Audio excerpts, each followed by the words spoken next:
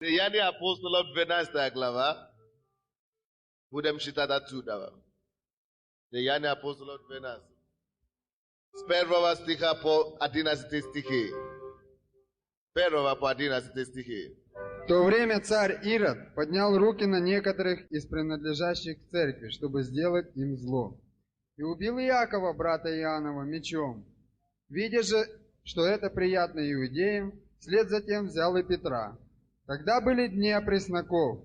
И, задержав его, посадил в темницу, и приказал 4 четверицам воинов стеречь его, намереваясь после Пасхи вывести его к народу.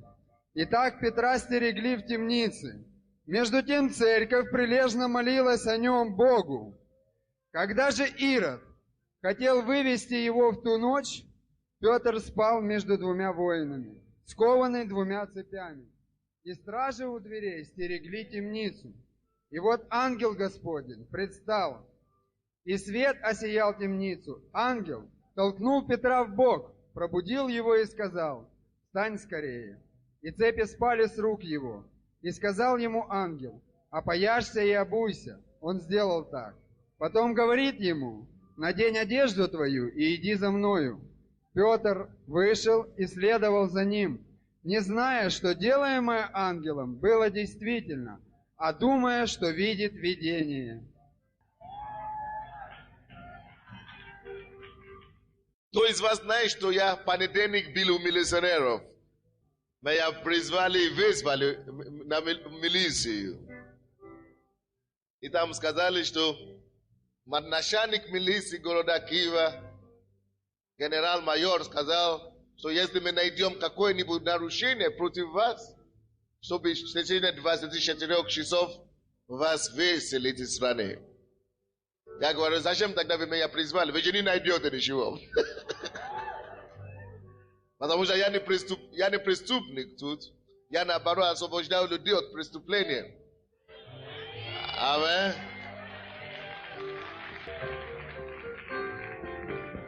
Но кто из вас знает, что еще есть Ироды в нашем поколении, в наше время? Если вы читали или хорошо слышали прочитанный текст 12 глава Деяния апостолов, вы увидите, что всегда в церкви бывает Ирод. Если это произошло в церкви, и мы есть церковь сегодня, обязательно восстанет Ирод. Есть другая женщина, кого Бог исцеляет грудь. Но на этот раз у вас опухоль в груди, и Бог исцеляет вас во имя Иисуса. Спасибо. Аминь. Деяния апостолов, 12 глава.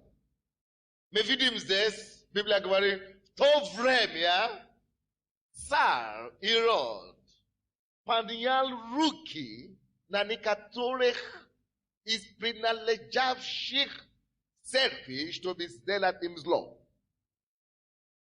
Если я говорю, что всегда Ироды есть, которые, это значит, что всегда будет время, когда какой-нибудь, потому что он был царем, власть имеющие будут восставать против церкви. Но кто из вас знает, что нету дыма без огня? Аминь. Нету дыма без огня. И, конечно, Ирод сам по себе не появляется. Аминь. Кто-то всегда стоит за Иродами. Но слава Богу, что мы можем смеяться прямо ему в лицо. Библия говорит, в то время восстал, поднял руки на некоторых из принадлежащих церкви. И 2 стих, и убил Иакова, брата Иоаннова, мечом. Представляете себе? Поднял руку на некоторых из принадлежащих церкви и даже убили одного. Представляете себе? Почему они убили одного? Церковь Bila и Шем, церковь занималась. Вы знаете, если вы прочтете 11 стих, вы увидите многое, что случилось там. Церковь занималась разными, спорными вопросами. Церковь занималась годовщиной, допустим, праздником, допустим, фестивалом каким-нибудь. Мезая ты занимаясь нашими разными вопросами. Когда дьявол потихонечку, когда Ирод потихонечку налагает руки, или поднимает руки на принадлежащей церкви. Знаете, есть некоторые нисколько крыши в этом мире, и церковь должна быть крышей для принадлежащей церкви. Не слушайте меня? Это есть крыша, которую Бог сам посылает с неба, чтобы защищать своих. В Тимофею написано, что Бог знает своих. Амин. И для своих Он создал церковь. Но если церковь что-то не будет делать о таких обстоятельствах и условиях, Бог ничего не может делать. Бог ждет, пока церковь сама что-то сделает. Когда они собрали и наложили руки на некоторые верующие в церкви, церковь думали, что это пройдет. Нас же раньше захватили. И Бог, они опускали нас. Что-то случилось. А тут не опустили, убили Якова. Знаете, что случилось после того, как они убили Якова? Церковь умудрила. Вы знаете, церковь стала чуть-чуть мудрее. Откуда я знаю? Посмотрите, потому что дьявол никогда не удовлетворяется маленькой добычей. Вы слышите меня? Дьявол не удовлетворяется маленькой добычей никогда. Поэтому, когда дьявол видит, что ему удалось убить Якова, он продолжал свою работу. Поэтому 3 стих говорит нам, видя же, что это приятно иудеям, вслед затем взяли Петра. Это уже их пастора в то время, главного апостола. Взяли и Петра, тогда били дни опресников. Но видя же, слушайте, Ирод, видя же, что это приятно иудеям. Знаете ли, когда что-то плохое происходит с церковью или с праведниками, кто-то всегда радуется. Кому-то это всегда приятно. Если закроют нашу церковь, допустим, ваши родственники, ваши друзья, которые когда-то вас обвиняли в том, что вы ходите в такую церковь, они бы сказали вам, видите, мы говорили вам, не правда ли? Кто-то всегда радуется от таких вещей. Когда праведник страдает, кому-то всегда приятно. Вот, и поэтому, когда Ирод убил Иакова, знаете, иудеи возрадовались. А когда Ирод увидел, что приятно это иудеям, дьявол продолжал и наложил руки на Петра самого. И когда церковь уже видит, что это дело не шуточное, в 5 стихе они проснулись. 5 стих. Итак, Петра стерегли темницы опять, как и Якова. Между тем, церковь проснулась. И церковь прилежно молилась о нем Богу. Когда уже дошли до Петра, уже церковь говорит, что тут уже некуда ступать. Проснулись. И Библия говорит, что они молились. Не просто молились. Бог говорит. Слово Божье говорит. Они прилежно молились. Прилежно это не шуточно. Это значит, они усиленно молились. Они молились без остановки. Они молились, пока они не получили решение. Now, братья и сестры, только прилежная молитва закрывает рот Иродом. Нужно связать Ирода в духовном мире через молитву. Что это значит? Всякий враг церкви, или всякие люди, которые сопротивляют церкви, нужно, чтобы мы в духовном мире сначала справились с ними. Чтобы они могли молчать в духовном физическом. Яков, 5 глава. Быстренько откройте. Яков, 5 глава, 16 стих. Яков 5, 16. Признавайтесь друг перед другом в поступках и молитесь друг за друга, чтобы исцелиться. Затем что идет? Много может усиленная молитва праведного. Давайте все мы это скажем вместе.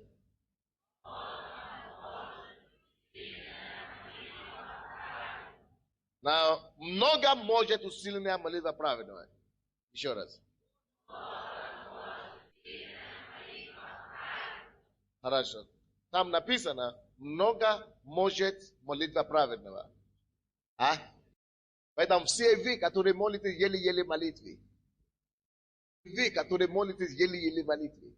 5-15 минут молитвы, 30 минут молитвы. Вы теперь поняли, почему ваша молитва не сильна? Now, молиться тоже не только чтобы долго молиться, но она должна быть усиленная, интенсивная, горячая, сердечная. Поэтому мы молимся здесь, мы очень здесь эмоциональные такие. Мы не только говорим ша-ша-ша-ша-ша-ша-ша-ша-ша-ша-ша-ша. И говорит ша-ша-ша-ша-ша здесь, а здесь голова вообще на кухне.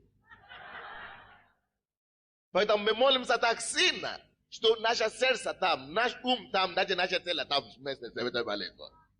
Многие из вас, даже убегают от нашей молитвы, да помилует вас Бог. Вы слышите меня? Я говорю, многие из вас, даже убегают от нашей молитвы, да помилует вас Бог. Потому что вам наоборот надо даже дополнительные наши молитвы устраивать себе. Заметьте себе, что там Ирод наложил руки не только на Петра, который был как бы пастор тогда, или на Иакова, который был лидером.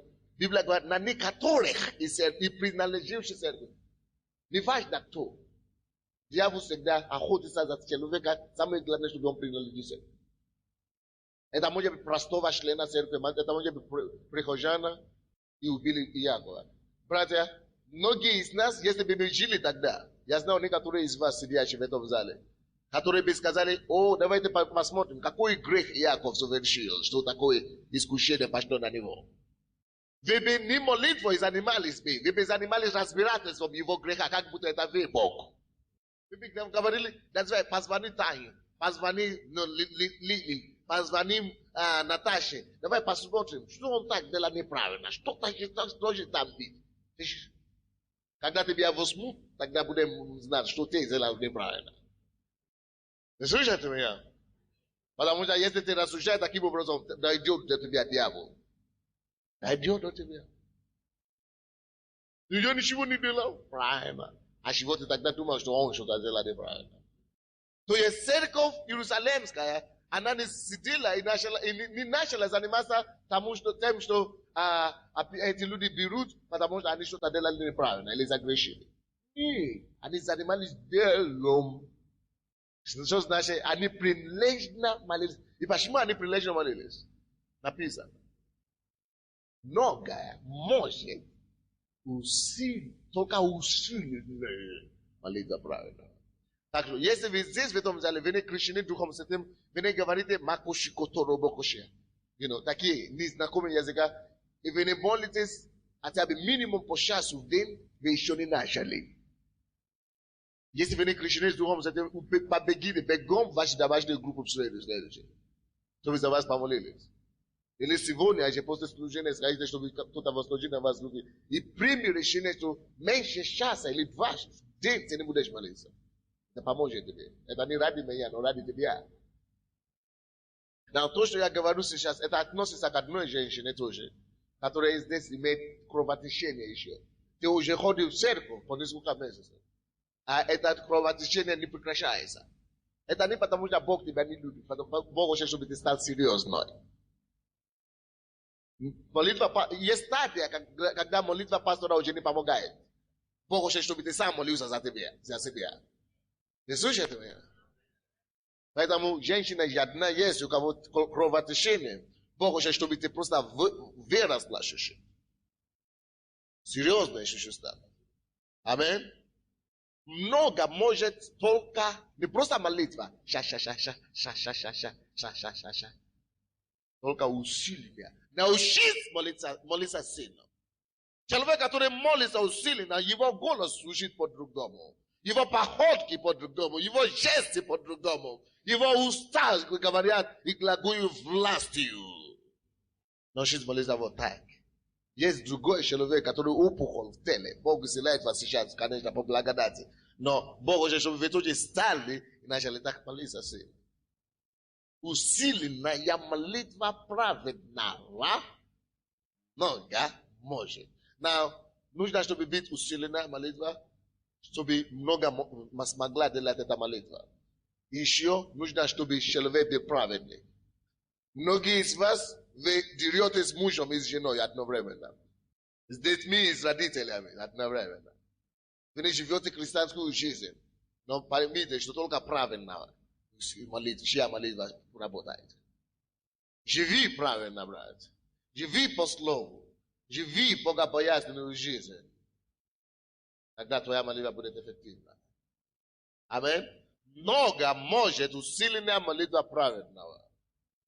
И, братья, Библия говорит, что церковь молилась прилежно. И что случилось, как вы думаете? Братья, ответ последовал с неба. Эта молитва была настолько сильная. Вау. Настолько сильная, что она сдвинула воинство небесное. Now, это было настолько сильное, что ангел Господень пролез через дверь, вошел в тюрьму, и эта молитва была настолько сильная, что эта молитва сделала Петра, нематериальной. Потому что он тоже, дверь была закрыта, и он тоже вошел, как ангел, из города. Это все пропали. О, Год. Дух Божий, молитва сильная может тебя сделать невидимым для врага. Оружие, которое работает против других, они применяют его против тебя, не будет действительным. Потому что ты молишься усиленно. Что церковь, почему это все случилось? Бог освободил его, и только когда он пришел домой, он очнулся. И говорит, действительно, это же не сон. А он подумал, что это сон было. Он думал, что это он видел какое-то видео. Только когда он добирался до дома, он понял, что это же серьезно. Серьезно, это же факт. Что эти люди имели? Они имели власть с Богом через молитву. Братья, стоп. Что эти люди имели? Что они смогли двигать небо? Я вам скажу, это не потому, что они жили тогда. Бог говорит, что любой праведный много может его молитва, если она будет усилена. То, что они могли тогда, мы сможем сейчас. Теперь слушайте меня. Церковь-то имела власть Богом в духовном мире. Сегодня, братья, с тех пор, как мы начали нашу церковь, я сказал, что мы должны иметь большую и сильную церковь. Только на этой неделе я понял, что это обозначает. Серьезно, я молился об этом 3 года, но только на этой неделе я понял, что это обозначает. Потому что если ты имеешь сильную церковь, тебя никто не может играть футболом. Или тебя никто не может делать, что они хотят. Маргарет Айдауза сказала, если вы имеете большая церковь, если большая, многочисленная, то у вас будет что? У вас будет честь и уважение. Братья, если ты ходишь в церковь, где большая численность, люди будут тебя уважать. У тебя будет честь и уважение. Кто думает, что в обществе ему нужна честь и уважение? Поднимите свои руки. Кому нужна честь и уважение в обществе, чтобы вас уважали? Мне это нужно. Правда? Каждому из вас нужно, а это приходит, когда церковь большая. Все будут считаться с тобой, с вами. Они скажут, потому что вы везде. Слушайте. Когда вас много, вы в прокуратуре, вы в милиции, вы в таможне, вы в правительстве, вы в президентской команде, вы в мэрии, вы в городской администрации, вы на улице убираете, вы везде. На церковь большая. И поэтому, когда что-то с собой происходит, как член этой церкви, люди начинают спрашивать, ты говоришь, я стою в церкви. Хорошо. Иди. давать много честь, уважения. Даже для православных это работает, понимаете? Их много. Поэтому ты просто скажешь, я православный. А ты скажешь, я и слово верю. Что такое слово верю? Секта. Я и слово верю. Церковь. Мы не знаем такого.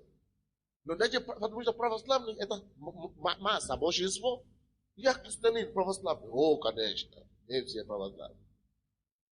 Слышите?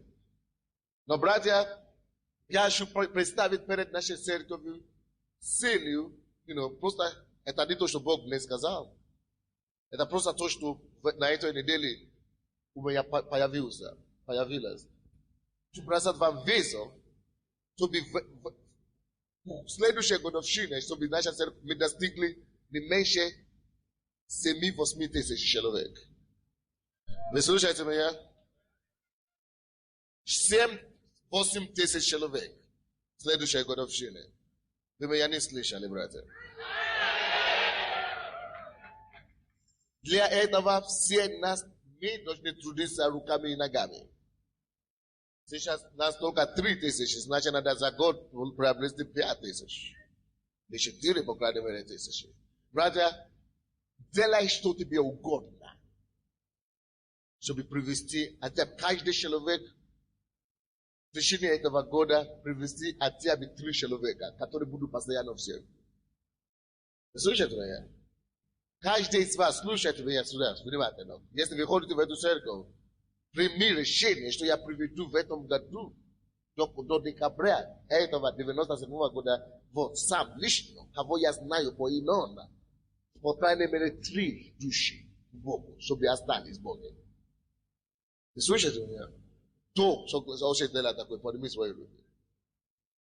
Конкретно, то, още это делать, подними свои руки. Чтобы 3 человека, чтобы 3 людей, как минимум, дай Богу, подними, дай Богу видеть свою руку. Не так, подними руки. Вот так, нормально. Говорю, Господь, помоги мне. Господь, помоги мне. Привести и утверждать Бога 3 человека. Как минимум, до конца этого года. Почему это важно? Потому что количество, даст вам что? Честь и уважение. Напиши себе в Библии это. Поэтому ты должен делать все, чтобы твоя церковь была массовая. Next day, если тебя милиция арестовала, говоришь, что я член церкви Слова Веры, есть у нас там полковник в Израиле. Ты говоришь, у меня проблема с таможней, у нас братья там. Вы слушаете меня? Это стратегические задачи и видение этого года.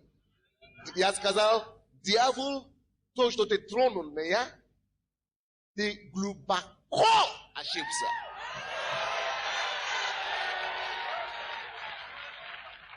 Глубоко ошибся. Послушайте, чтобы иметь массовость, не только что сказали вчера, что хотят снять наши передачи с телевидения. Знаете почему? Потому что мы платили раньше $1500 каждый месяц. Сказали, что 2 раза увеличивали цены. Но на этот раз лучший канал. То есть, то же самое, на 7-й канал 2 раза увеличили, значит будет $3000 в месяц. А на тет-а-тет или Киев, там тоже $3000 в месяц спрашивают. Но они говорят, либо вы платите, или мы уберем вас. Мы не можем платить, потому что мы до $6000 платим за здание. А еще милиция меня спрашивает, вы откуда у вас деньги, вы составляете людей продавать дома и квартиры, шушки какие-то. Что придумали, представляете? Конечно, кто-то написал так, письмо такое, что наша церковь составляет людей продавать дома, квартиры, машины, чтобы принести все в церковь. Это вторая белая образ. Как это можно обвинять белую, когда я такой темный, так вообще. Но не важно. Это такое дело. Но все равно, я молился сегодня, говорю, видите, милиция обвиняет в том, что я составляю людей привести деньги в церковь. А сейчас хотят нас убирать. Телевидение. Как мне сказать людям, чтобы они еще принесли?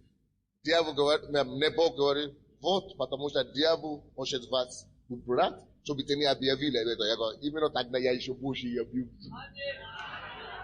Вы послушайте, пускай меня опять вызовут, опять мы опять ответим. Не для меня. Я не составляю никого привести деньги в церковь. Но если вы, Бог ложит вам на сердце, профинансировать наши телевизионные передачи дальше, тет-а-тет, и вы имеете какой-то, это должно быть стабильно только, каждый месяц. Ты говоришь, что я могу доплачивать это $1500, которые, потому что церковь уже сама платит $1500. Только $1500 мы уже не можем. Мы уже, остальные аренды, все пожертвования уже идут на аренду. Представляете, очень много. Если ты хочешь сказать, что я имею сколько количества. Допустим, в прошлом году какой-то брат подошел ко мне, молодой бизнесмен, и говорит, пастор, я буду давать $800 на телевизионную программу. $800 каждый месяц сам. Это молодец. Это нам очень помогло.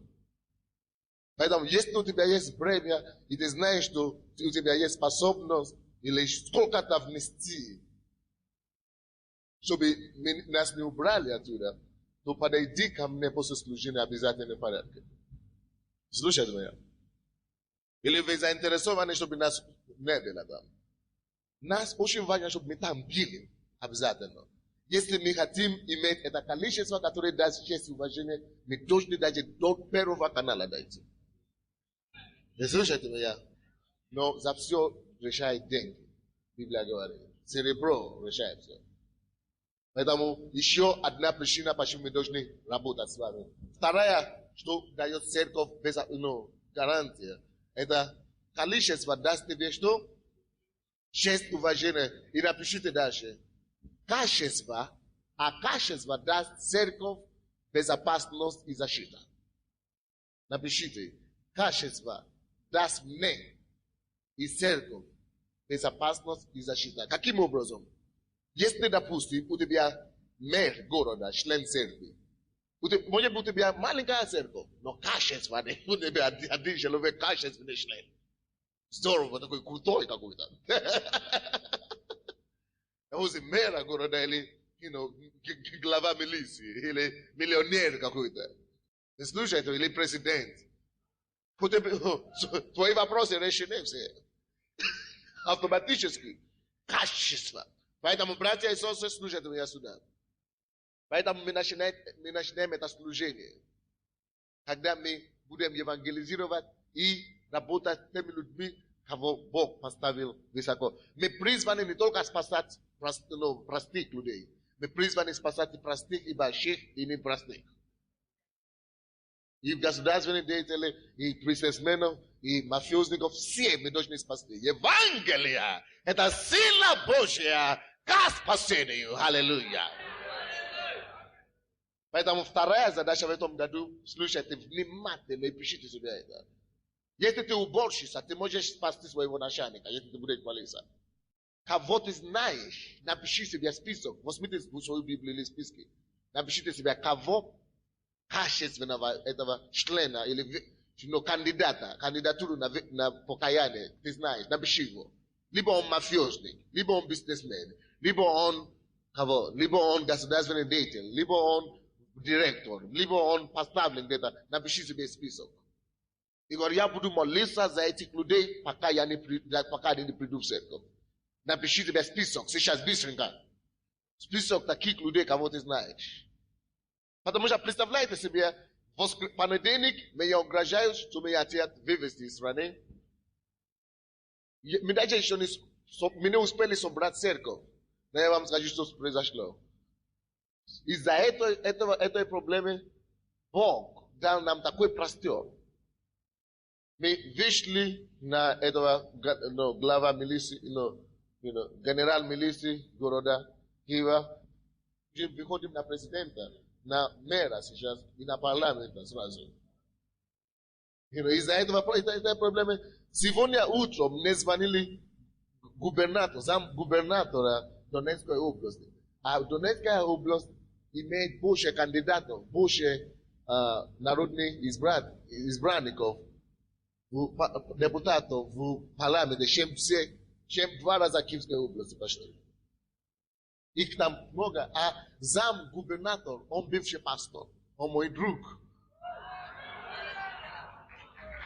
Я вам расскажу его свидетельство, как он стал таким человеком, как он стал заместителем губернатором. Когда он был, когда мэр был города мэром, только губернатор сейчас, когда он был мэром его города, он был только верующим, тогда он даже еще не стал пастором. Он ходил туда, к нему, только чтобы читать Библию и свидетельствовать. И тот не покаялся, правда. Но настолько тот уже услышал много от него, что тогда, как этот пастор поехал учиться в библейской школе, тот стал губернатором, с мэра он стал губернатором. И он сказал, мне не дает покой. И что только я не могу найти более честного человека, чем ты. Поэтому оставь твою церковь, приди сюда, стать губернатором. И тот действительно оставил церковь. Бог ему подсказал, что да, пускай он передаст церковь, кого-то из братьев, он передал церковь, и он стал губернатором. Это пустой, библейскую школу закончил. Только потому, что он ходил в свое время на сеял. И то, что он посеял, возрос и дало ему плюс сейчас. И он мне сказал, что тебе надо? Письмо от правительства. Или отдательство от правительства. Какой из них? Скажи. Он говорит, я позвоню, если надо, мы позвоним в Киев сейчас прямо. У них много депутатов здесь, правительства, они напишут письмо в защиту.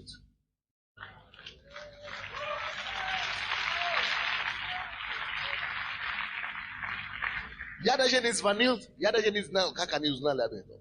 В течение понедельника и четверг. Я не знал, как они слышали. У нас здесь, они меня обвиняют, что я езжу на BMW машину. Действительно, я езжу. Они сказали, видите, это доказательство, что он заставляет людей продавать свои имения, и чтобы купить себе большую машину. Оказывается, что мне подарили машину. А человек, который подарил машину, он здесь сейчас в зале, я только хотел звонить ему, чтобы он подтвердил это дело. А он говорит, я сейчас приеду. Он такой активный, брат. И сразу он бросил все его дело и приехал. Знаете, с кем он приехал? Он приехал с полковником милиции.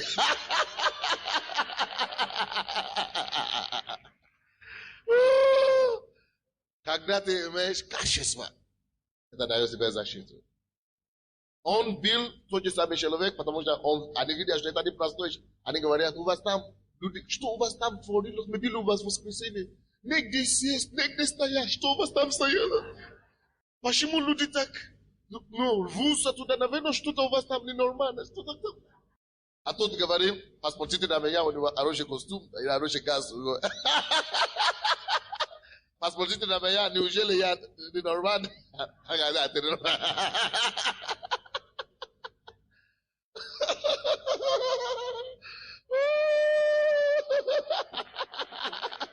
Аллилуйя!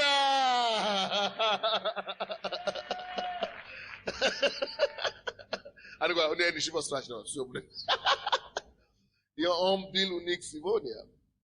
Он мне сказал, что там они написали, мы отказываемся от уголовного дела. Амин. Вы знаете, я им сказал, самое проще для меня, это если бы я был преступником на самом деле, самое проще для меня, я иностранец, я возьму свой паспорт и я уеду себе. Вы приедете ко мне через год, я создам церковь через год, не 1 тысяча, не 2 тысячи, минимум 3 тысячи, не через 3 года, только через год. У себя. Мне выгодно там у себя на родине работать. Ну, потому что я должен слушаться Богу. Поэтому я здесь. И если я преступник, я бы убежал. Но я говорю, проверяйте. Люди ходят сюда разные. Профессора ходят, академики ходят, учителя, юристы. Все сюда ходят. Неужели потому что я такой хороший? Нет. Я сам себе не пошел послушать. Я бы не пошел самого себе послушать. Такой какой-то хромящий язык.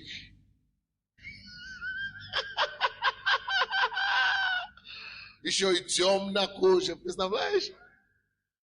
Но это доказательство, что это не он, а Бог. Слышите вы? Это не я тут ни при чем. Я всего лишь сосуда, я всего лишь облик через кого Бога. Но когда Бог живет в человеке, и на базу, пускай он будет желтый, черный, красный, неважно. Когда Бог живет в нем, люди будут видеть сияние славы Божьей. Свет пропадает, акцент пропадает, язык пропадает, только Бог остается. Аминь. И Бог мне сказал позавчера, что не прекратите это дело все, пока вы не достанете, пока вы не сделаете все для чего это проблема проявилась. Пока вы не заслушите ко всем, пока вы не перевернете все, не прекращайте. Поэтому один брат подошел ко мне сегодня, он говорил, у меня журналисты в МВД, можно, чтобы они пришли осветить это событие. Я говорю, что он говорит, все уже куда делать. Я говорю, нет, приведи их. Потому что Бог допустил эту ситуацию, чтобы мы могли идти на места. Чтобы о нас могли все слышать. Что здесь есть церковь живого Бога здесь на этом месте.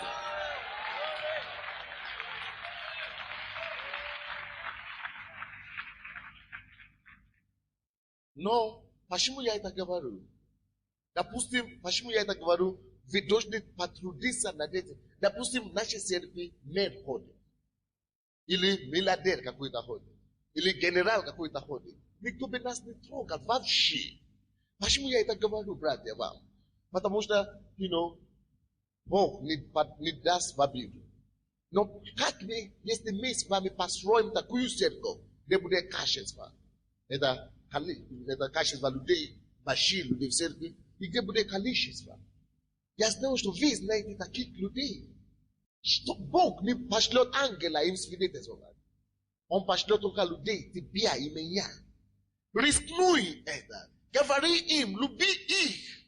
Знаете, если они будут какое-то время издеваться над вами, ты знаешь, что это ради Евангелия. Но если он будет издеваться над тобой сначала, а потом придет к Богу, все, слава Богу. Ну, я такой, я уже умер, не я живу, но Христос живет через меня. Тебе надо это понять. Пускай над тобой издеваются, но приведи его. Так потом он тебя будет благодарить, не издеваться.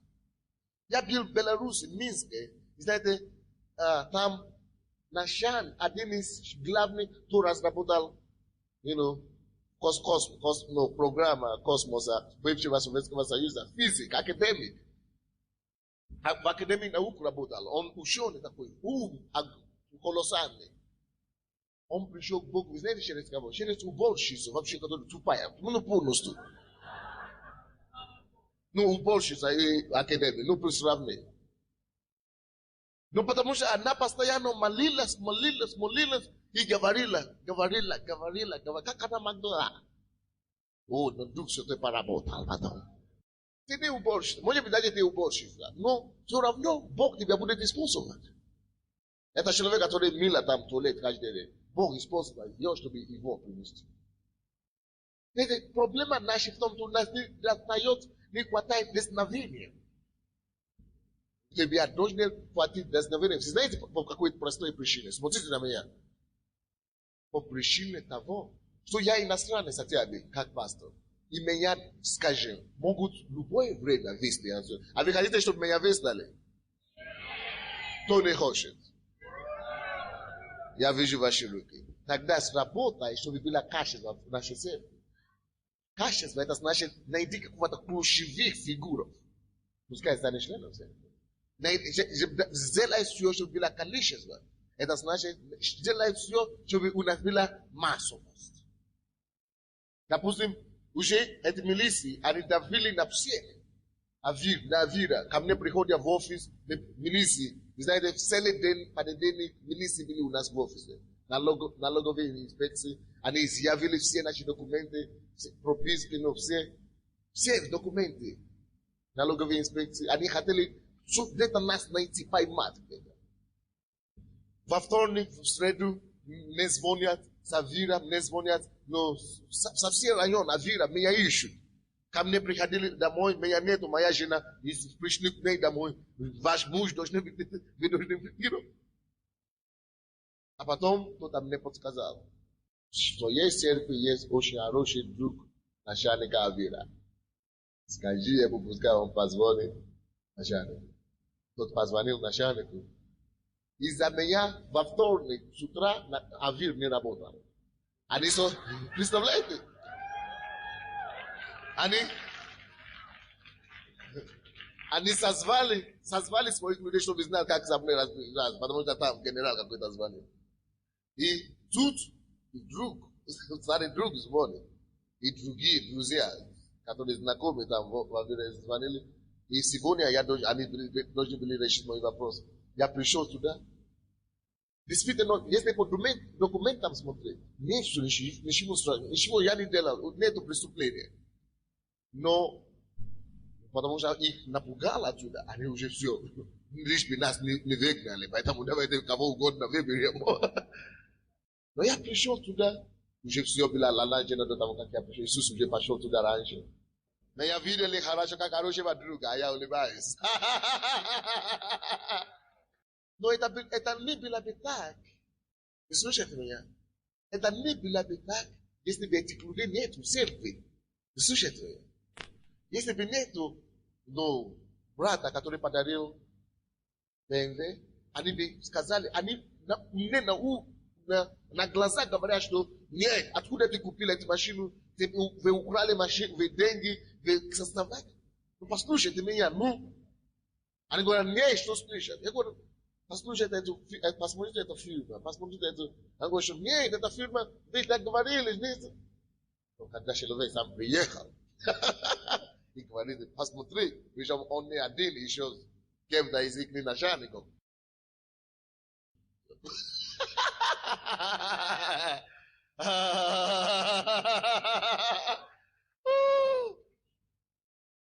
Но ты тоже кого-то знаешь где-то, правда? Алло? Конечно. То есть, и, братья, это не только в отношении меня, слушайте меня или нет. Это не только в отношении меня как личность. Но, может быть, в следующий раз тебе какой-то министр поймет, или какой-то депутат, или какой-то что-то наговорит на тебе. Но если ты член церкви, которая большая, церковь надо просто... Представляете себе, сколько людей избавили от милиции, потому что они принадлежат этой церкви. Очень много. Через суд, они, все жили такую грязную жизнь в миру. Они, может быть, курили раньше, или кололись, или пили. Били дела на некоторых членов церкви. Но когда мы приходим, эти люди уже покаялись. Они другие сейчас, они живут нормальной жизнью, ходят на домашние группы. Мы свидетельствуем за них. Они говорят, это церковь? Да. Когда они меня видят, что я по телевизору, они говорят, хорошо. Да, очень много людей мы уже освободили таким образом. Амин. Это что значит быть членом такой церкви? Но мы еще недостаточно сильные. Вы слышите меня? Мы еще недостаточно массовые. Мы еще недостаточно стратегически количественно. Поэтому в этом году дьявол побудил нас к этому. И мы это добьемся во имя Иисуса. Если тебе надо молиться за кого-то, чтобы спастись, найди время, возьми отпуск.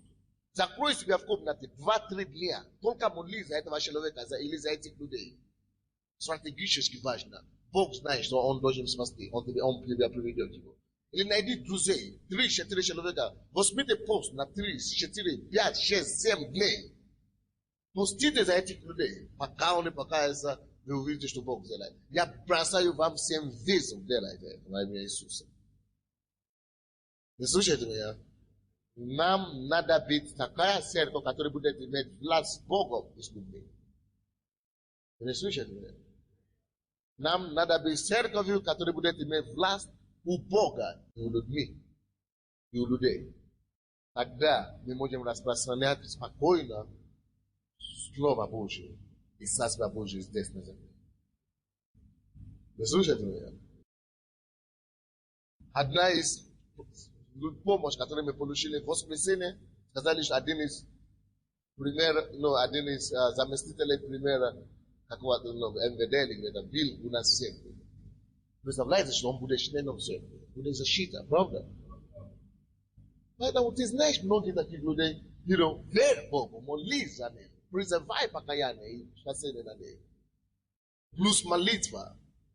Слушайте меня. Молитва – это власть и авторитет у Бога. Но есть что мы тобой должны делать, чтобы иметь власть и авторитет перед людьми. Представляете себе, какое оскорбление из-за какие-то 5 письма. В Милиции мне сказали 12 письма. Потом где-то сказали 20 письма. В Авере сказали 5 письма писали.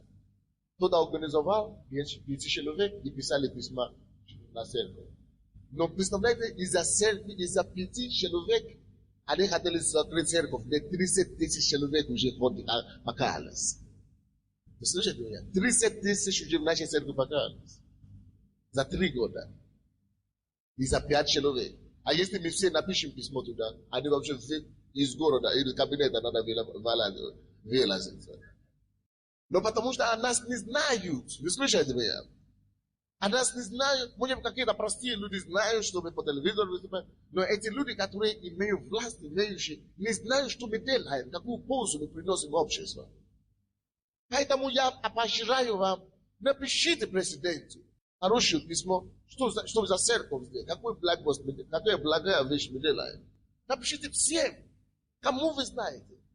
Чтобы люди знали, что Бог здесь жив и здоров. Он не умер.